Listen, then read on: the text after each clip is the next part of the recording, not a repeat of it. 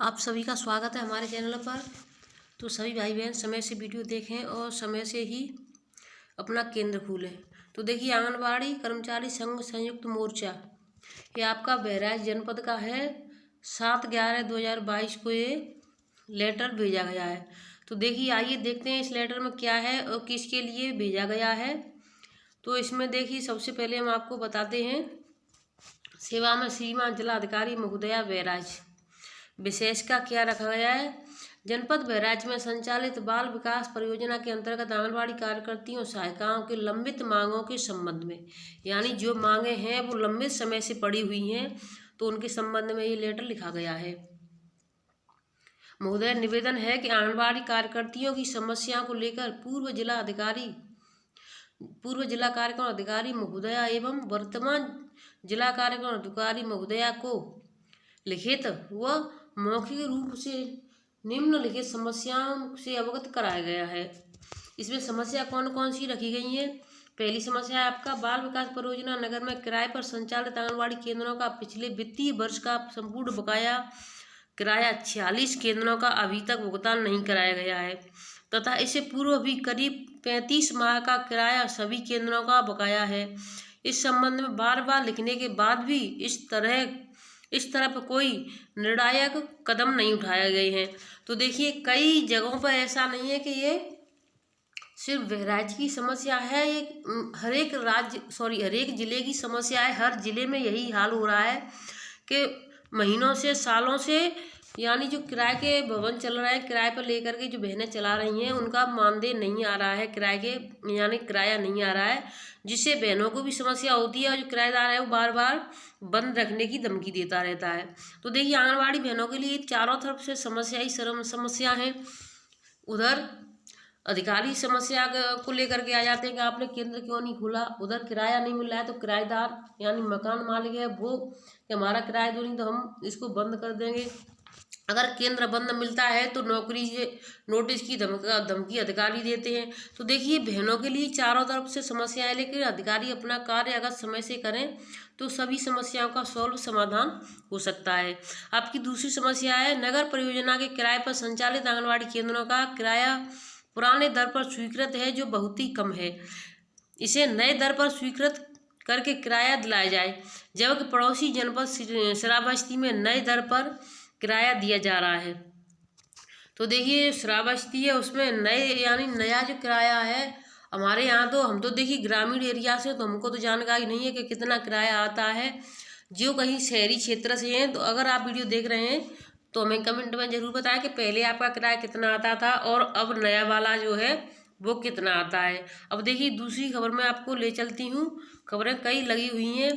कल मैं आपको बताना चाहूँगी, कल यानी कि भागवत का समापन था, तो पूरा दिन उसी में बिजी रहे, तो हमने कुछ इस पर नहीं डाल पाया, ना ही हमने वीडियो पर ध्यान दिया। जो हमने कल सुबह वीडियो शायद डाली है कि नहीं डाली है, अगर डाली होगी तो वो कल परसों शाम को ही हमने बना ली होगी। कल हमने कुछ नहीं किया इस पर। तो देखिए अगली खबर। तो देखिए, जो नई शिक्षा नीति को लेकर जो चल रहे हैं कार्यक्रम, और उसके लिए फिर से एक बार कभी आवाज़ उठती है तो कहीं दब जाती है। देखिए, कभी शुरुआत हो जाती है फिर से बंद हो जाती है। इसी तरह आंगनबाड़ियों के प्रमोशन का कार्य है, कभी आ जाता है कि हाँ अगली बार हो जाएगा, लेकिन फिर वही फाइलें दबी रह जाती हैं, धूल चाटी दी रहती हैं। उसके बाद 2 3 साल बीत जाते, फिर से ध्यान उठ जाता है कि आंगनबाड़ियों के प्रमोशन की लिस्ट कहाँ पड़ी है, तो फिर से एक बार उसको नई दिशा से देखा जाता है, लेकिन फिर वहीं की वहीं पर रखी रह जाती है। इसी तरीके से 2017 से चल रहा है, और ये नई शिक्षा नीति की व्यवस्था है वो 2020 से चल रही है कि आंगनबाड़ी केंद्रों को प्री प्राइमरी बना दिया जाएगा, लेकिन अभी इसका कुछ अता पता नहीं कब तक बन जाएंगी। तो देखिए, शिक्षा विभाग में परिवर्तन के लिए लाई गई है नई शिक्षा नीति। मुख्य सचिव दुर्गा शंकर मिश्र ने कहा कि नई शिक्षा नीति 2020 से देश की नई व्यवस्था में आमूलचूल परिवर्तन करने के लिए लाई गई है। पहली बार समग्र तरीके से आंगनबाड़ी प्राइमरी से लेकर स्नातक परा स्नातक तक को रटाने के स्थान पर तार्किक, व्यवहारिक एवं सूझबूझ के साथ शिक्षा देने की व्यवस्था की गई है। Road map for implementation of new education policy 2020 UP contacts विषय पर आयोजित सम्मेलन को संबोधित करते हुए उन्होंने कहा कि हर बच्चा अपने आप में विशेष है। बच्चों के अंदर से असली टैलेंट निकालने में नई शिक्षा नीति बहुत सहायक होगी। मुख्य सचिव ने कहा कि पहले बच्चों के सामने बहुत कम अवसर हुआ करते थे। तो देखिए, बहुत ही ये सही बात है कि जो बच्चे टैलेंट हमारे होते हैं, लेकिन उसको टैलेंट दिखाने का हम मौका नहीं देते हैं। क्योंकि जब बच्चा हमारे पास पढ़ने के लिए आता है, जो स्कूलों में जाते हैं, आपने देखा होगा, सरकारी हो या प्राइवेट हो, जहाँ कहीं भी हो, तो बच्चे को काम दे दिया, होमवर्क दे दिया, उसके ऊपर इतना वजन डाल दिया, 10 से 20 किताबें हुई, आज उसको 4। अभी भी आप देखिए, प्राइवेट स्कूलों की भी बात कर रही हैं, अभी भी छोटी क्लास के बच्चों को रोजाना 8 से कम से 4 से 5 बुकें और नोटबुकें ले जानी पड़ती हैं, वो भी बदल बदल के, आज ये काम करना है, आज ये काम करना है। तो बच्चा वहाँ भी होमवर्क करेगा, घर पर भी होमवर्क करेगा, फिर उसको ट्यूशन के लिए भेज दें, तो बच्चे को टैलेंट दिखाने का मौका नहीं मिल पाता है। वो करे तो करे कब क्या। तो इस तरीके से बच्चों पर जितना ज़्यादा पढ़ाई का बोझ डालेंगे, उतना बच्चा दब जाता है। तो हम पढ़ाई के साथ साथ बच्चों के खेल कूद पर भी विशेष ध्यान देंगे। खेल खेल के माध्यम से हम पढ़ाएंगे तो बच्चों के अच्छे हमें जानकारी भी होगी कौन सा बच्चा किस तरफ जा रहा है। तो अवसर हुआ करते थे, लेकिन वर्तमान समय में विभिन्न क्षेत्र में अवसर हैं। नई शिक्षा नीति एक साथ कई क्षेत्रों में जाने का अवसर उपलब्ध कराती है। तो देखिए, नई शिक्षा जो नीति जो लागू तो हो गई है, लेकिन ये प्री प्राइमरी आंगनबाड़ी केंद्रों में अभी तक नहीं हुई। देखिए, इनका फ्रैक्चर हो चुका है, तो इन्होंने अपना यानी छुट्टी भी ली है, देखिए कितने दिनों की। अब देखिए, ये मोबाइल के जो चलाए कि मैं मोबाइल हूँ, मैं बड़े काम करता हूँ, जो भी है, आप इन चीज़ों पर ज़्यादा नहीं, ये लत ज़्यादा जब किसी चीज़ की लग जाए तो वो एक बुरी बात होती है, चाहे वो मोबाइल हो या किसी और चीज़ हो। मैं मोबाइल हूँ, जो जो आपको मेरी लत लग जाएगी, त्यों त्यों आप पर हावी होता जाऊँगा। मैं आपको उन लोगों में से दूर करूँगा जो आपके बहुत करीब हैं। तो सबसे पहले चीज़ तो जो आंगनबाड़ी बहनें हैं, उनको तो पोषण ट्रैकर ही एकदम हावी हो गया है कि उनको कुछ काम करने नहीं देता है। अब देखिए, यहाँ पर कल यानी कि चंद्रग्रहण था, तो कई जगहों पर भूकंप के झटके भी दिखे हैं। अब मैं देखिए और भी आपको कई जानकारी देना चाहूँगी। वीडियो को आप छोड़ करके ना जाए बीच में, और वीडियो को शेयर जरूर किया करें। जिन भाई बहनों को कुछ अपने यहाँ की खबरें भेजनी है, तो हमें टेलीग्राम के माध्यम से भेज सकती हैं, मंजू त्यागी के नाम से आप उस पर भेज सकती हैं। जिन भाई बहनों के पास हमारे नंबर हैं, तो उन नंबरों पर भी डाल सकती हैं। तो देखिए, यानी केंद्र के बंद रहने जैसी शिकायतों पर विराम लगाने के लिए, यानी जो केंद्र बंद रहते थे, तो उन पर यानी लगाम लगाने के लिए, विराम लगाने के लिए सरकार ने एक जो नया चालू किया है। आप सभी बहनों को पता है, जिन बहनों को अभी नहीं जानकारी है, तो आज यानी कि आपकी 9 तारीख है। आज आप अपना अपडेट हर हालत में कर लें उसको, लोकेशन वाले को। अगर आज आपने लोकेशन वाले को अपडेट नहीं किया पोषण ट्रैकर में, तो आपके लिए समस्या खड़ी हो सकती है। क्योंकि जो सरकार ने नए नए तरीके निकाले आंगनबाड़ी बहनों को बंधुआ मजदूर बनाने के लिए, वो सिर्फ ये है कि लोकेशन से ट्रेस होगा। अब आप केंद्र से ही प्रेजेंट लगानी होगी। अभी तक आप पोषण ट्रैकर से कहीं से भी लगा सकती थी बहनें, लेकिन अब ऐसा नहीं होगा। तो देखिए, विराम लगाने के लिए महिला एवं बाल विकास विभाग ने तरीका निकालते हुए आंगनबाड़ी केंद्रों पर कार्यरत कार्मिकों एवं डेली ट्रैकिंग सिस्टम के माध्यम से शिकंजा कसना शुरू कर दिया है। जिले में 2 नवंबर से शुरू की गई नई व्यवस्था से विभागीय अधिकारी ऑफिस में बैठकर आंगनबाड़ी कार्यकर्ताओं की ऑनलाइन लोकेशन की मॉनिटरिंग कर रहे हैं। तो देखिए, सभी बहनें ध्यान से देखें, जो अधिकारी हैं, यानी प्रत्येक जिले पर अपने अपने अधिकारी बैठे हुए हैं, तो वहाँ से वो हर केंद्र की लोकेशन निकाल रहे हैं। जैसे एक ब्लॉक पर डालेंगे वो अपनी उसको, तो एक ब्लॉक पर दिख जाएंगे इतने केंद्र हैं, कौन सा केंद्र किस तरफ, यानी आज लोकेशन फोन का उस पर है या फिर आप घर पे हैं। तो आप सभी बहनें समय से ही अपना केंद्र पर पहुँचें। ऑनलाइन लोकेशन की मॉनिटरिंग कर रहे हैं अधिकारी। आंगनबाड़ी कार्यकर्ता व सहायिकाओं की ऑनलाइन लोकेशन के आधार पर ही उनकी उपस्थिति व अनुपस्थिति का आकलन कर रहे हैं, जिसके चलते आंगनबाड़ी कार्मिकों में दौड़ धूप भी शुरू हो गई है। देरी से केंद्र पर पहुंचने पर अब उन्हें अनुपस्थित दर्ज होने का डर सताने लगा है।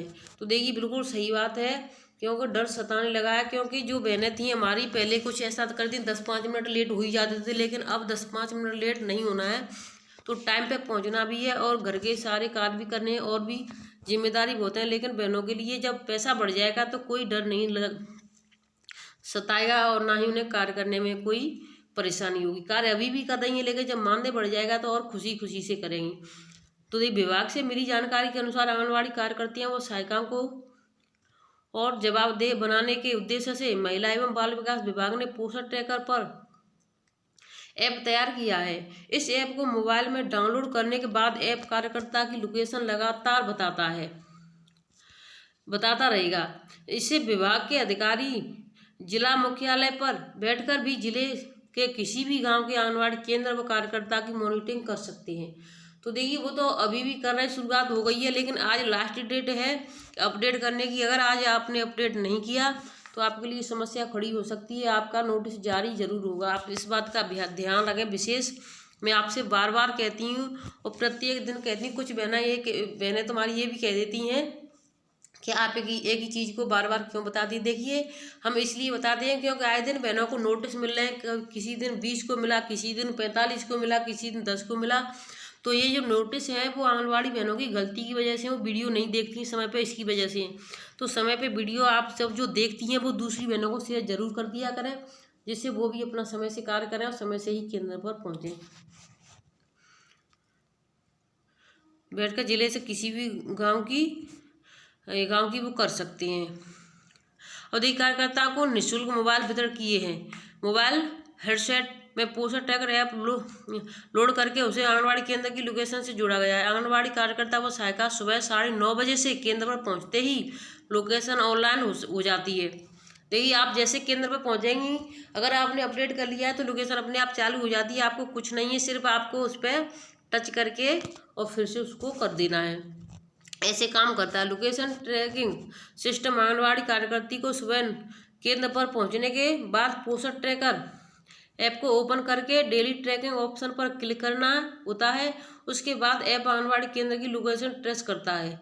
मोबाइल आंगनबाड़ी केंद्र पर है तो ऑनलाइन ट्रैकिंग रिपोर्ट सक्सेसफुल हो जाएगी, और यदि मोबाइल आंगनबाड़ी केंद्र की सीमा में नहीं है तो यह ऑनलाइन रिपोर्ट फोल्ड आती है। जब तक मोबाइल आंगनबाड़ी केंद्र पर है तब तक आंगनबाड़ी कार्यकर्ता व सहायिका की रिपोर्ट पूरी जाएगी। तो इस बात का ध्यान रखें। अगर आपका मोबाइल केंद्र पर नहीं है और आप वहीं से अपना अगर भरना चाहती हैं तो वो फोल्ड ही बताएगा, आपकी पोषण ट्रैकर की लोकेशन नहीं लेगा। लोकेशन ऑनलाइन रहती है और जैसे ही केंद्र की सीमा से बाहर गई तो लोकेशन ऑफ हो जाती है। इस आधार पर ऑफिस में बैठे विभागीय अधिकारी संबंधित आंगनबाड़ी केंद्र की कार्यकर्ता व सहायिका की उपस्थित ले रहे हैं। तो बहनों के लिए बहुत ही समस्या खड़ी होती जा रही है। केंद्र की कार्यकर्ता सहायिका की उपस्थिति व अनुपस्थित आकलन करती हैं। सुपरवाइजर की मनमानी पर लगा अंकुश, यानी जो सुपरवाइजर भी अपनी मनमानी कर रही थी तो उन पर भी अंकुश लगा है। वो कैसे है? डेली ऑनलाइन ट्रैकिंग सिस्टम से सुपरवाइजर की मनमानी पर कुछ हद तक अंकुश लगेगा। आंगनबाड़ी कार्यकर्ताओं ने बताया कि इस व्यवस्था से पहले विभाग की सुपरवाइजर उपस्थित व अनुपस्थित दर्ज करने में मनमानी करती थी। कार्यकर्ता व करती थी रोजाना ट्रैकिंग सिस्टम पर अनुपस्थित मनमानी करती थी। कार्यकर्ता को सहायता केंद्र पर मौजूद होते हुए भी अनुपस्थित कर देती थी। लेकिन अब डेली ट्रैकिंग सिस्टम के माध्यम से ऑनलाइन उपस्थित दर्ज होने से सुपरवाइजर की मनमानी पर अंकुश लगेगा। तो देखिए, बहुत ही बड़ी अच्छी बात है, क्योंकि कुछ जो सुपरवाइजर थे वो अपने धंधा बनाने के लिए उनका कहना था कि अगर आप केंद्र पर होते हुए भी अनुपस्थिति लगा देती हैं तो बहनों के लिए समस्या थी। लेकिन जो अब ऑनलाइन हो गया है तब से तो एक समस्या तो खत्म हो ही गई है और सुपरवाइजरों पर अंकुश लग गया है। और रोजाना ट्रैकिंग सिस्टम शुरू। समय पर आंगनबाड़ी केंद्र नहीं खुलने की शिकायतों से देखते हुए विभाग ने डेली ट्रैकिंग सिस्टम शुरू किया था।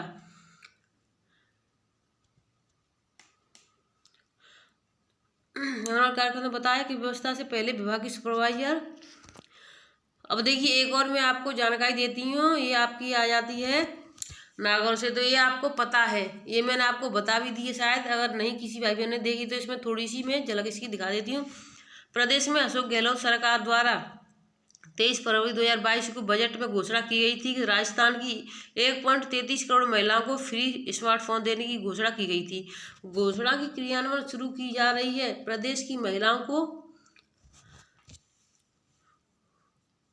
प्रदेश की महिलाओं को। तो देखिए ये वहीं पर ख़त्म हो जाता है। अब इसमें दूसरी खबर है, ये आपकी जो प्रियंका चोपड़ा है उसके बारे में जानकारी है कि प्रियंका चोपड़ा आंगनबाड़ी केंद्र में पहुंची थी। अब वो क्यों पहुंची थी इसकी भी मैं आपको जानकारी दे दूं। क्यों कुछ जो जो है, क्योंकि उनको जानती है सारी दुनिया, तो वो केंद्र पर पहुंची। इसका कोई ना कोई कारण होगा, या तो अपनी वो फिल्मों को जानकारी के लिए कि हमारी फिल्म ये आ रही है उसको भी देने के लिए जाती हैं।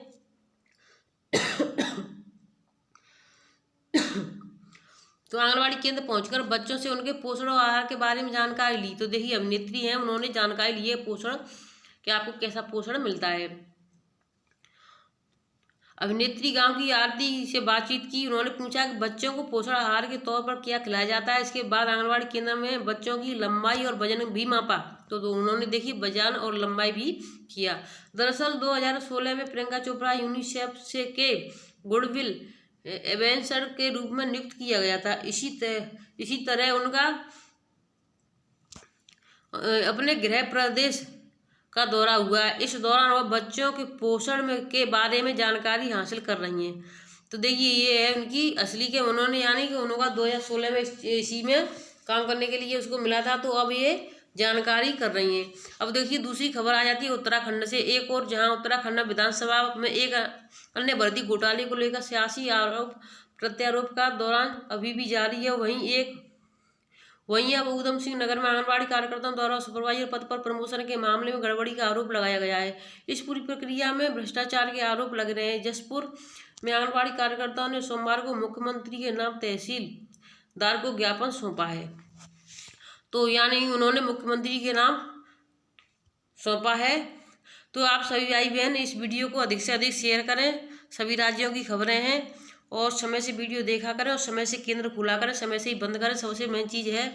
और आप अपना सबसे मेन चीज़ है, आप अपना जो भी कार्य कर रहे हैं, हम वैसे भी कर रहे हैं, लेकिन समय से ही करेंगे तो अच्छा रहेगा। गैर समय करने में आपके लिए कोई फ़ायदा नहीं, परेशानी है। अगर आपको गृह भ्रमण करना है तो 2 बजे के बाद ही करें।